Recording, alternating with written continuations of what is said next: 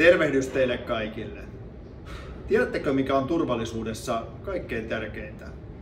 Itse asiassa asia, mikä korostuu tässä hetkessä, kun me eletään tällaisessa hyvin epävarmassa ja epävakaassa maailmassa yhä enemmän. Se olet juuri sinä. Meillä on itse asiassa perustuslaissa Suomessa toteamus siitä, että turvallisuus on jokaisen oikeus. Mutta minä jatkaisin, että se on myös jokaisen velvollisuus.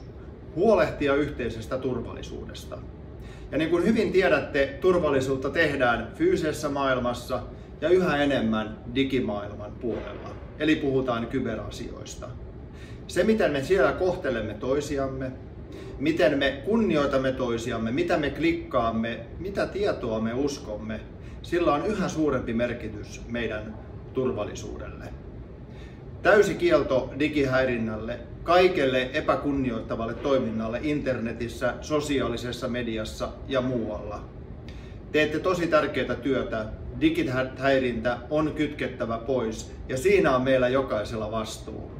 Ja tämä slogan yhdessä, se on tosi tärkeä, koska yhdessä me teemme turvallisen Suomen ja turvallisen tulevaisuuden.